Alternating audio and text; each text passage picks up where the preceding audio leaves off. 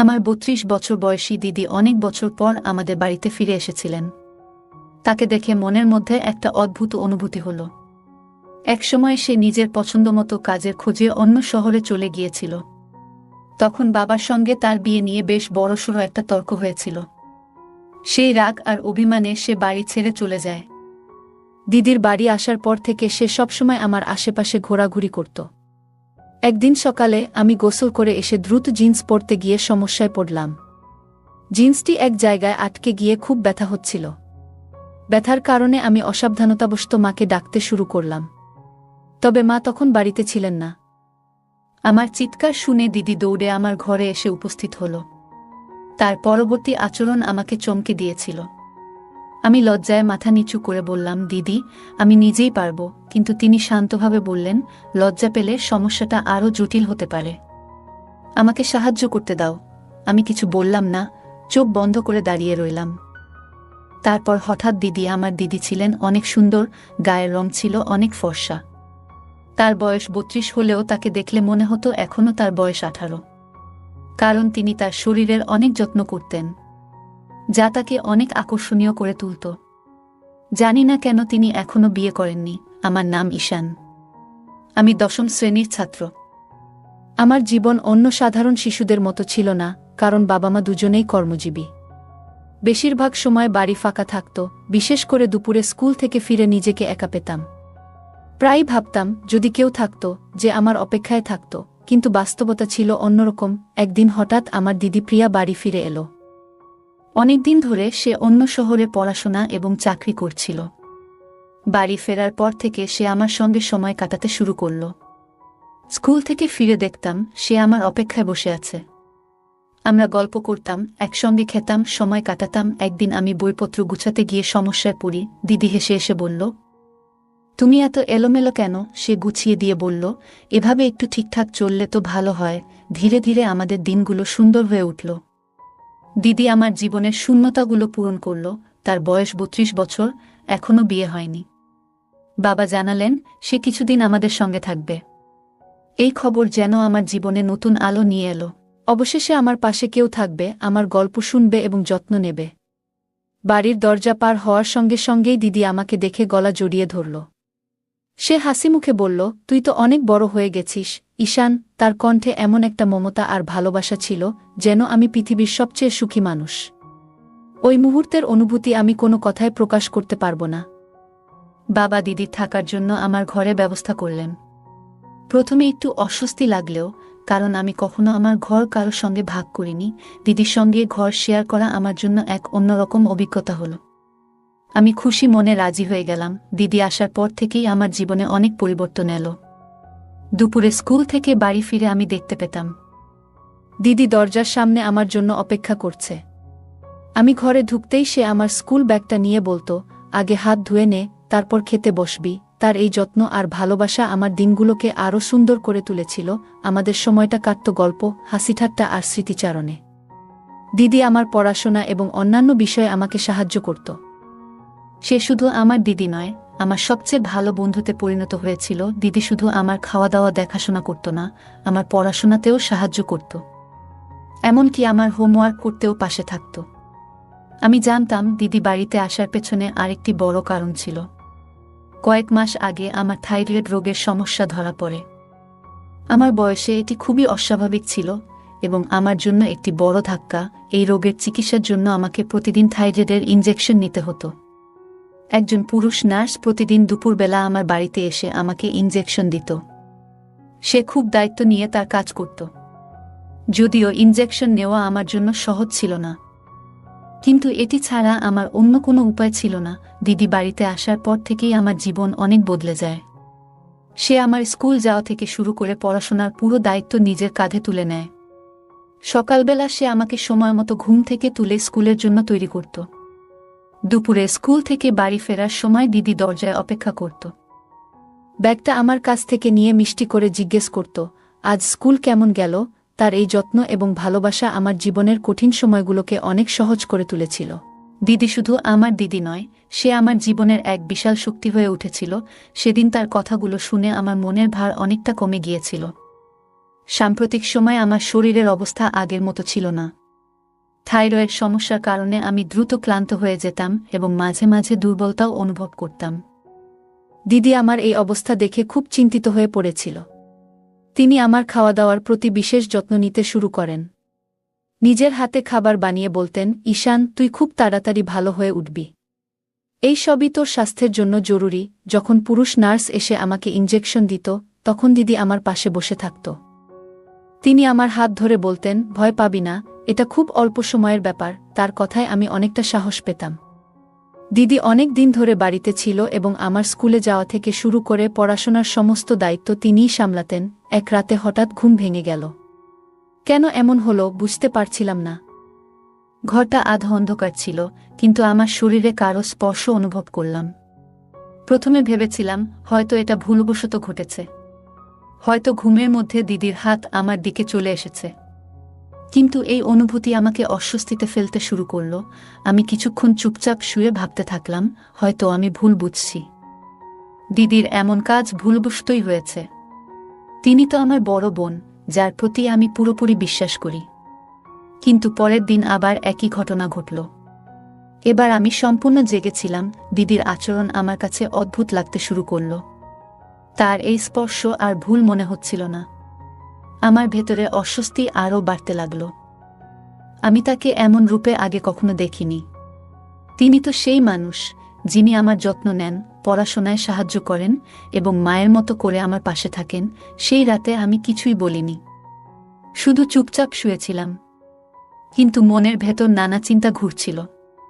এমনটা কেন ঘটছে তা বুঝে উঠতে পারছিলাম না। 2 রাত ধরে ঘটে যাওয়া ঘটনাগুলো আমাকে ভীষণ অস্বস্তিতে ফেলেছিল। অবশেষে আমি ঠিক করলাম, আর চুপ করে থাকা যাবে না। এটা আমার জন্য খুব বড় বিষয় ছিল। আমি দিদির সঙ্গে কথা বলার সাহস সঞ্চয় করতে শুরু করলাম। তবে আমার মনের ভেতরে একটা ভয় কাজ করছিল, যদি আমার কথা বলার ফলে বাড়ির পরিবেশ খারাপ হয়ে যায়। কিন্তু আমি জানতাম এমন কিছু হলে তা ঠিক নয়। তাই এই বিষয়ে কথা বলা খুবই জরুরি। পরের দিন দুপুরে যখন স্কুল থেকে বাড়ি ফিরলাম, তখন রাতের ঘটনাগুলো আমার মাথায় ঘুরছিল। আমি খুব অস্থির ছিলাম। খাবার খেতে বসে আর নিজেকে আটকাতে পারলাম না। অবশেষে দিদির সঙ্গে কথা বলার সিদ্ধান্ত নিলাম। আমি সরাসরি বললাম, দিদি, গত 2 দিন ধরে রাতে ঘুমানোর সময় তুমি কেন আমার গায়ে হাত রাখছ? তোমার কি কোনো দুঃস্বপ্ন হচ্ছে? আমার প্রশ্ন শুনে দিদির মুখের ভাব মুহূর্তে বদলে গেল। তার চোখে মুখে একটা অদ্ভুত অস্থিরতা দেখা দিল, যা আমি স্পষ্টই বুঝতে পারছিলাম। মনে হচ্ছিল তিনি এই প্রশ্নের জন্য একদম প্রস্তুত ছিলেন না। কিছুক্ষণ পুরো ঘর নিস্তব্ধ হয়ে রইল। এরপর দিদি হালকা কাপা গলায় উত্তর দিলেন, হয়তো আমি কোনো স্বপ্ন দেখেছিলাম। স্বপ্নের মধ্যেই হয়তো ভুলবশত আমার হাত তোর গায়ে চলে গেছে। তার কণ্ঠে এক ধরনের দ্বিধা ছিল। তবে তার উত্তর শুনে আমি কিছুটা শান্ত হলাম। মনে হলো হয়তো আমি বাড়াবাড়ি করে কিছু ভেবেছি। দিদি তো আমার বড় বোন, যিনি আমার দেখাশোনার জন্য এখানে এসেছেন। আমি তার কথাগুলো বিশ্বাস করে নিলাম। ভাবলাম হয়তো এটা সত্যিই স্বপ্নের কারণে ঘটেছে। কিন্তু তার পরিবর্তিত মুখের অভিব্যক্তি এবং দ্বিধাগ্রস্ত উত্তর আমার মনে একটা প্রশ্ন রেখে গেল। আমি এই বিশ্বাসটি এড়িয়ে যাওয়ার চেষ্টা করলেও আমার ভেতরে একটা অজানা ভয় এবং সন্দেহ ঠিকই রয়ে গেল। সেদিনের পর থেকে আমি দিদির আচরণের প্রতি বেশি নজর দিতে শুরু করলাম। তার কিছু কিছু আচরণ আমার কাছে অদ্ভুত মনে হতে থাকল। সেদিন রাতে অস্বস্তি আমার মনকে গ্রাস করেছিল। রাতে ঘুমানোর কিছু সময় পরেই আমার ঘুম ভেঙে যায়। ঘুমানোর আগে আমি একটু পানি খেয়েছিলাম, হয়তো সেই কারণেই আমার মধ্যরাতে ঘুম ভেঙেছিল।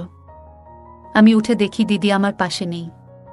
প্রথমে ভাবলাম হয়তো বাথরুমে গিয়েছে, কিন্তু ঘরের বাথরুমেও তাকে পেলাম না। তখন ঠিক করলাম ঘর থেকে বেরিয়ে একটু খুঁজে দেখি। ঘরের বাইরে গিয়ে চারদিকে তাকিয়ে দেখি দিদি মায়ের ঘরের দরজার বাইরে দাঁড়িয়ে আছেন। তিনি দরজার ফাঁক দিয়ে ভেতরে কি যেন দেখছিলেন। এটা কেন করছিলেন তা বুঝতে পারছিলাম না। আমি ভেবেছিলাম দিদির কাছে গিয়ে জিজ্ঞেস করব, কিন্তু তার আগেই তিনি আমার ঘরের দিকে ফিরে আসেন। যদি তিনি আমাকে দেখে ফেলতেন তাহলে হয়তো ভাবতেন আমি তাকে অনুসরণ করছি। তাই তার ঘরে ফেরার আগে দ্রুত নিজের জায়গায় ফিরে এসে শুয়ে পড়লাম। কিছুক্ষণের মধ্যে দিদি ঘরে ফিরে এলেন এবং নিজের জায়গায় শুয়ে পড়লেন। কিন্তু তার সেই অদ্ভুত আচরণ আবার শুরু হলো। তিনি আমার শরীর ছুঁতে লাগলেন। আমি বুঝতে পারছিলাম না দিদি কেন এমন অদ্ভুত আচরণ করছেন। তবে এটা নিশ্চিত বুঝতে পারলাম যে মায়ের ঘরে কি দেখার পরই তিনি এমন করেন। এখন আমার কৌতূহল আরও বেড়ে গিয়েছিল। পরের দিন দুপুরে বাড়িতে আমরা দুজনই ছিলাম। দিদি আমাকে পড়াশোনা শেখাচ্ছিলেন। তখন সুযোগ নিয়ে আমি সহজভাবে জিজ্ঞেস করলাম, দিদি তুমি এত সুন্দর, তবুও তোমার বিয়ে হয়নি কেন? দিদি মুচকি হেসে বললেন, আগে মনে হতো বিয়ে মানে অনেক দায়িত্ব এবং ঝামেলা, তাই এর থেকে দূরে থাকতাম। কিন্তু এখন মনে হচ্ছে বিয়ে করাটা দরকারি। তবে আমার বয়স যেহেতু একটু বেড়ে গেছে, তাই মনের মতো সঙ্গী পাওয়া কঠিন। তার এই কথার পর আমি আর কোনো প্রশ্ন করিনি। চুপচাপ পড়ায় মন দিলাম। কিছুক্ষণ পরেই এক নার্স বাড়িতে এলেন আমাকে ইনজেকশন দিতে। ইনজেকশন নিয়ে আমি কিছুক্ষণ বিশ্রাম নিতে শুয়ে পড়লাম। ঘুম থেকে ওঠার পর খুব ক্ষুধা অনুভব করলাম। তখন দিদিকে ম্যাগি বানানোর কথা বললাম। তখন দিদি মায়ের ঘরে ছিলেন। আমি ঘরের কাছে গিয়ে দেখলাম দিদি নিজেকে আয়নায় দেখছেন। স্নান সেরে তিনি যেন নিজের 18 বছরের মেয়ে মনে করে দেখতে চেষ্টা করছিলেন। তাকে এমনভাবে আয়নায় নিজের প্রতি মগ্ন হতে দেখে আমি একটু হতবাক হয়েছিলাম। আমি চুপচাপ দাঁড়িয়ে অপেক্ষা করছিলাম যে কখন তিনি নিজের এই মগ্নতা থেকে বেরিয়ে আসবেন। আমি ক্ষুধার্ত ছিলাম, কিন্তু দিদি যেন নিজের এক অদ্ভুত জগতে ছিল। নিজেকে নায়িকা মনে করে আয়নার সামনে বিভিন্ন ভঙ্গিতে দাঁড়িয়েছিলেন। ক্ষুধার তীব্রতায় আমি আর সহ্য করতে পারলাম না। অবশেষে তার ঘরে গেলাম। আমাকে দেখে দিদি হালকা লজ্জা পেলেন এবং একটু হাসলেন। তিনি তখন স্নানের পোশাক পরা অবস্থায় ছিলেন। আমাকে দেখে বললেন, উঠে পড়েছ ঈশান? তাহলে বলো তো আমি কেমন দেখাচ্ছি? আমি আসলে ক্ষুধার জন্য তার কাছে গিয়েছিলাম, কিন্তু দিদি যেন আমার মুখ থেকে নিজের প্রশংসা শোনার জন্যই অপেক্ষা করছিলেন। হঠাৎ তিনি আমার হাত ধরে আমাকে আয়নার সামনে নিয়ে গেলেন। এক হাত আমার গলায় রেখে পেছনে দাঁড়িয়ে বললেন, ঈশান তোমার কি মনে হয় আমার কি এখনো বিয়ে করা উচিত? দিদির এমন প্রশ্নে আমি কি বলবো বুঝতে পারছিলাম না। আমি বললাম, দিদি বিয়ে করার সিদ্ধান্ত পুরোপুরি তোমার ব্যক্তিগত বিষয়। আমি এ নিয়ে কিছু বলতে পারবো না। আসলে আমি এখানে এসেছি কারণ খুব ক্ষুধা লেগেছে। তুমি কি আমার জন্য ম্যাগি বানাতে পারবে? আমার কথা শুনে দিদি হেসে বললেন, আমি ভেবেছিলাম তুমি বড় হয়ে গেছো, কিন্তু এখনো ছোটদের মতো আচরণ করছো। ঠিক আছে, তোমাকে বড় হওয়ার দায়িত্ব আমিই নিলাম। তুমি এখানে বসো, আমি প্রস্তুত হয়ে আসছি। আমি সেই ঘর থেকে বেরিয়ে এলাম। কিছুক্ষণ পর তিনি আমার জন্য ম্যাগি বানিয়ে আনলেন। সেই রাতেই আমি সিদ্ধান্ত নিলাম, মায়ের ঘরে ঠিক কি হচ্ছে তা জানার জন্য আমাকে সেখানে নজর রাখতে হবে। রাতে শোয়ার পর কিছুক্ষণ ঘুমের ভান করলাম। তারপর হঠাৎই বকবক করতে শুরু করলাম, পানি কোথায়? খুব পিপাসা লেগেছে। এমনটা করছিলাম যেন দিদি বুঝতে পারে আমি সত্যিই পানি খুঁজছি। ঘরে পানি না পেয়ে আমি বললাম, মনে হচ্ছে কিচেন থেকে পানি আনতে হবে। সবকিছু আমি ইচ্ছে করেই করছিলাম, কারণ আমি নিশ্চিত ছিলাম দিদি জেগে আছেন। তার আচরণ বুঝতে আমার এই পরিকল্পনা ছিল। আমি বুঝতে চেয়েছিলাম দিদির মনে আসলে কি চলছে। রাতের সময় পানি খুঁজতে ঘর থেকে বেরোলাম। তবে রান্নাঘরের দিকে না গিয়ে আমি মায়ের ঘরের দিকে পা বাড়ালাম। দরজাটা সামান্য খোলা ছিল। আমি ভেতরে উকি দিয়ে যা দেখলাম তাতে কিছু বিষয় স্পষ্ট হয়ে গেল। মা আর বাবা একসঙ্গে বসেছিলেন। বাবা মাকে আলতো করে কাছে টেনে নিচ্ছিলেন। এই দৃশ্য দেখে আমার মনের মধ্যে কিছু চিন্তা পরিষ্কার হতে শুরু করল। আমি তখন চুপচাপ নিজের ঘরে ফিরে এলাম। ঘরে এসে দেখলাম দিদি আগের মতোই শুয়ে আছে। তবে আমি নিশ্চিত ছিলাম সে ঘুমিয়ে নেই। তার মনেও নিশ্চয়ই কিছু চলছিল। আমি ঠিক করলাম এই বিষয়টি দিদির সঙ্গে কথা বলতে হবে। অনেক দিন ধরে যা চলছে তা আমাকে মানসিকভাবে খুবই অস্বস্তিতে ফেলেছিল। সেই রাতে আমি ঘুমাতে পারলাম না। বারবার মাথায় ঘুরছিল দিদির অদ্ভুত আচরণ আর মায়ের ঘরে দেখা সেই দৃশ্য। এরপর 3 দিন কেটে গেল। আমার গ্রীষ্মের ছুটি শুরু হতে চলেছে। মা বাবা ছুটির জন্য একটি ভ্রমণের পরিকল্পনা করলেন। তবে সেই ভ্রমণ ছিল শুধু তাদের জন্য। তারা বললেন, আমার সামনে বোর্ড পরীক্ষা রয়েছে। এই সময়টা পড়াশোনার জন্য কাজে লাগানো উচিত। আমি অনেক বুঝিয়েও তাদের সঙ্গে যেতে রাজি করাতে পারলাম না। মা বাবা বললেন, ঈশান এই সময়টা তোমার জন্য খুব গুরুত্বপূর্ণ, তোমার পড়াশোনায় মনোযোগ দেওয়া উচিত। 3 দিন পর আমার ছুটি শুরু হতেই মা বাবা তাদের ভ্রমণে বেরিয়ে গেলেন। বাড়িতে আমি আর দিদি একাই রয়ে গেলাম। মা বাবা চলে যাওয়ার পর দিদি কিছুটা উদাসীন হয়ে পড়ল। আমি তার পাশে গিয়ে বসে হাসতে হাসতে বললাম, দিদি, এখন তো তোমারও বিয়ে করার ইচ্ছে হচ্ছে, তাই না? এখানে এসে মা বাবাকে একসঙ্গে দেখে নিশ্চয়ই মনে হয় তোমারও এমন একজন থাকা উচিত যে তোমাকে ভালোবাসবে। আমার কথা শুনে দিদির চোখে পানি চলে এলো। সে কান্নার মধ্যে বলল, ঈশান, তুমি সত্যিই আমার মনের কথা বুঝে ফেলেছ। এরপর সে তার মনের কথা বলতে শুরু করল। সেদিন সকালে দিদি হঠাৎ আমাকে জড়িয়ে ধরে বলল, তুমি তো অনেক বড় হয়ে গেছ। আমি এতদিন ভেবেছিলাম তুমি এখনো ছোটই আছো, কিন্তু তোমার কথাগুলো শুনে মনে হলো তুমি এখন সত্যিই একজন পরিপক্ক মানুষ। তারপর দিদি বলল, তোমার কি সত্যিই মনে হয় এই বয়সে আমাকে কেউ পছন্দ করতে পারে? দিদির এই প্রশ্নের কোনো উত্তর আমার কাছে ছিল না। তবে সেই দিনের পর থেকে দিদির আচরণে এক আশ্চর্য পরিবর্তন দেখা দিল। দিদি মায়ের কিছু স্টাইলিশ পোশাক পরতে শুরু করলেন। দিদিকে ওই রকম পোশাকে দেখলে আমারও চোখ আটকে যেত। বিশেষ করে যখন তিনি মেকআপ করে সেজেগুজে আসতেন, তখন তিনি আমার কাছ থেকে প্রশংসা শোনার জন্য অপেক্ষা করতেন। শুধু তাই নয়, মাঝে মাঝে আমার সঙ্গে ছবি তুলতে চাইতেন এবং ইচ্ছাকৃতভাবে আমার কাছাকাছি থাকতেন। তার আচরণ আমার মনে কিছুটা অস্বস্তি তৈরি করেছিল। তবে আমি কিছু বলিনি। একদিন সকালে আমি গোসল করে এসে দ্রুত জিন্স পরতে গিয়ে সমস্যায় পড়লাম। জিন্সটি এক জায়গায় আটকে গিয়ে খুব ব্যথা হচ্ছিল। ব্যথার কারণে আমি অসাবধানতাবশত মাকে ডাকতে শুরু করলাম। তবে মা তখন বাড়িতে ছিলেন না। আমার চিৎকার শুনে দিদি দৌড়ে আমার ঘরে এসে উপস্থিত হল। তার পরবর্তী আচরণ আমাকে চমকে দিয়েছিল। তিনি আমাকে জিজ্ঞাসা করলেন, কি হয়েছে ঈশান? আমি সবকিছু খুলে বললাম। তিনি হেসে বললেন, তোমার মাও বাড়িতে নেই, তাই তোমার সমস্যা মেটাতে এখন আমাকেই এগিয়ে আসতে হবে। আমি লজ্জায় মাথা নিচু করে বললাম, দিদি, আমি নিজেই পারব। কিন্তু তিনি শান্তভাবে বললেন, লজ্জা পেলে সমস্যাটা আরও জটিল হতে পারে। আমাকে সাহায্য করতে দাও। আমি কিছু বললাম না, চোখ বন্ধ করে দাঁড়িয়ে রইলাম। কয়েক মিনিটের মধ্যেই তিনি সমস্যার সমাধান করে দিলেন, আর আমি স্বস্তি পেলাম। তবে ওই ঘটনার পর দিদির আচরণে এক ধরনের পরিবর্তন দেখা গেল। তিনি বললেন, ঈশান, আমি সবসময় তোমাকে ছোট মনে করতাম, কিন্তু এখন বুঝতে পারছি তুমি অনেক বড় হয়ে গেছো। তার কথায় আমি একটু অপ্রস্তুত হয়ে গেলাম। সেদিন সন্ধ্যায় দিদি বললেন, মা বাড়ি না ফেরা পর্যন্ত আমি তোমার দায়িত্ব নিচ্ছি। আমি লজ্জায় না বলতে চেয়েছিলাম, কিন্তু তিনি জোর দিয়ে বললেন, তোমার ভুল যাতে আর না হয় সেটা দেখা আমার দায়িত্ব। পরের দিন দুপুরে যখন আমি ঘুমাচ্ছিলাম না, টিভি চালিয়ে বসেছিলাম, হঠাৎ টিভির আওয়াজ শুনে দিদি মায়ের ঘর থেকে বেরিয়ে এলেন। তার অভিব্যক্তি দেখে মনে হলো তিনি আমার প্রতি আরও খেয়াল রাখার সিদ্ধান্ত নিয়েছেন।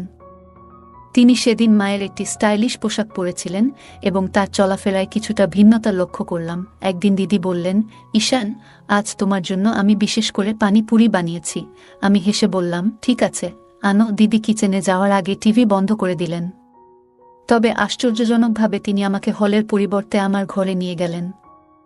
সেখানে আমাকে বিছানায় বসিয়ে নিজের হাতে পানিপুরি খাওয়াতে শুরু করলেন। পানিপুরি খাওয়ানোর সময় দিদি বারবার আমার চুলে হাত বুলিয়ে বলছিলেন, তুমি অনেক বুদ্ধিমান হয়ে গেছো, এখন তো অনেক বড় হয়ে গেছো। তার পারফিউমের গন্ধ পুরো ঘরে ছড়িয়ে পড়েছিল। কিছুক্ষণ পর আমার চোখ ভারী হয়ে এলো এবং আমি ঘুমিয়ে পড়লাম। যখন ঘুম ভাঙল, তখন মাথাটা ভারী লাগছিল। আমি ধীরে ধীরে উঠে বসলাম। কিছু সময় পর দিদি ঘরে ঢুকে এক অদ্ভুত হাসি নিয়ে বললেন, ঈশান, তুমি জানো না তুমি আমার জীবনে কত আনন্দ নিয়ে এসেছ। আমি তার কথা ঠিকমতো বুঝতে পারছিলাম না, শুধু মাথা নেড়ে সাড়া দিলাম। এরপর দিদি বললেন, ফ্রেশ হয়ে এসো, আমরা অনেক মজা করব। ফ্রেশ হয়ে যখন ঘর থেকে বের হলাম, তখন দেখলাম দিদি আমার পছন্দের গান চালিয়েছেন। সাধারণত তিনি ড্যান্স বা ডিজে গান একেবারেই পছন্দ করতেন না, কিন্তু সেদিন তিনি নিজেই আমার হাত ধরে বললেন, চলো নাচি। আমাকে ড্যান্স শেখাতে শেখাতে দিদি বললেন, তোমার সাথে আজ এত মজা হচ্ছে, মনে হচ্ছে দিনগুলো খুব সুন্দর হয়ে গেছে। দিন যেতে লাগলো এবং আমি বুঝতে পারছিলাম না কেন দিদি এত খুশি থাকছেন। তবে প্রতিদিন দুপুরে ঘুম থেকে ওঠার পর শরীরটা ক্লান্ত লাগত। আমি যখনই জিজ্ঞাসা করতাম, দিদি মুচকি হেসে বলতেন, তুমি আমাকে আজও অনেক খুশি করেছ। আমি বুঝতে পারছিলাম না কিভাবে আমি তাকে খুশি করছি। তবে আস্তে আস্তে তার সাথে কাটানোর সময় আমাকে ভালো লাগতে শুরু করল।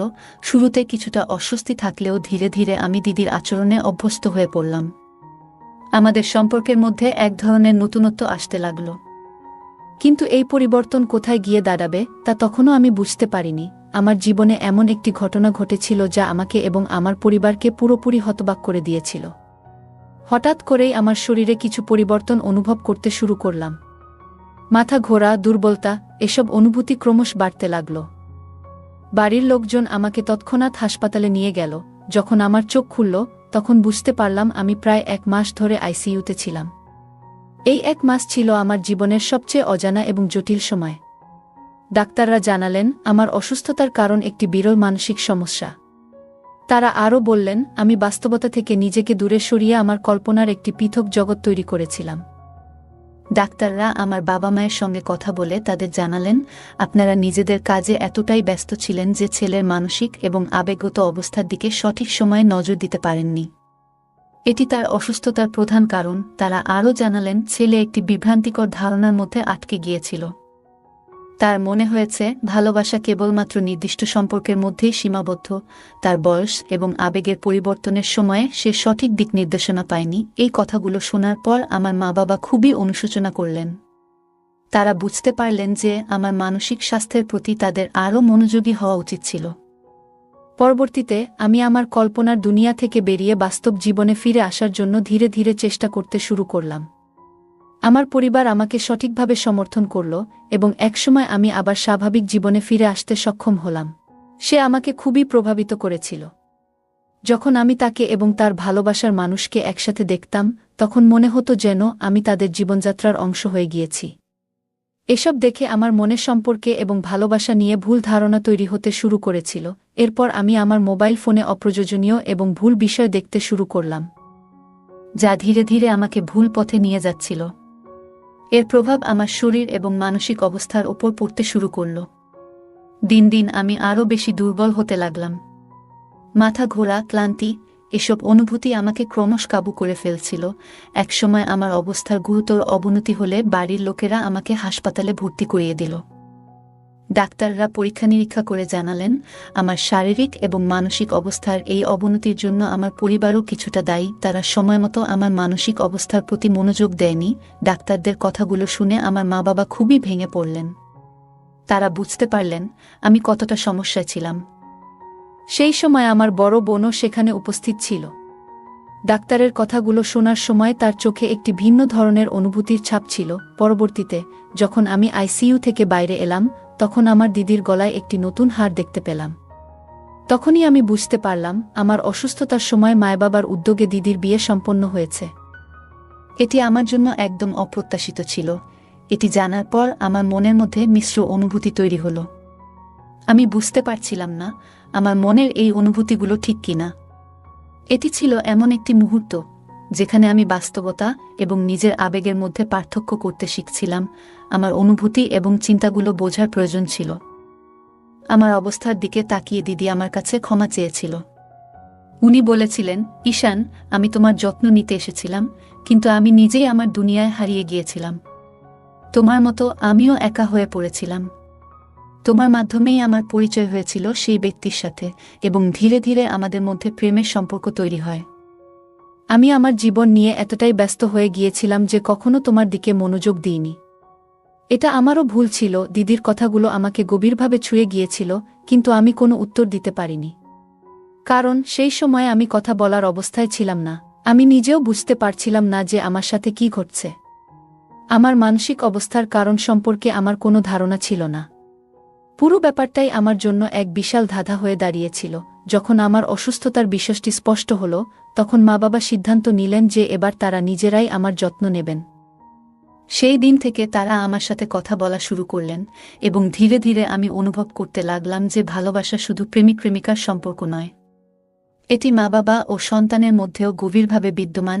মা বাবা আমাকে বুঝিয়েছিলেন যে পরিবারের উপস্থিতি এবং যত্ন সন্তানের জন্য কতটা গুরুত্বপূর্ণ।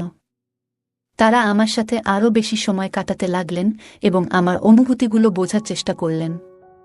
ধীরে ধীরে আমি বুঝতে পারলাম যে সন্তানেরা তাদের মা বাবার কাছ থেকে যে ভালোবাসা এবং মনোযোগ পায় তা অন্য কোনো সম্পর্ক থেকে সম্ভব নয়। আমি বুঝতে পারলাম যে কোনো সম্পর্কের শক্তি এবং সৌন্দর্য তার মধ্যে থাকা বিশ্বাস এবং বোঝাপড়ার উপর নির্ভর করে। মা বাবা আমাকে শিখিয়েছেন যে আমাদের কখনোই আমাদের সন্তানদের একা ফেলে রাখা উচিত নয়। তাদের মানসিক এবং আবেগত স্বাস্থ্যের যত্ন নেওয়া আমাদের জন্য সবচেয়ে গুরুত্বপূর্ণ।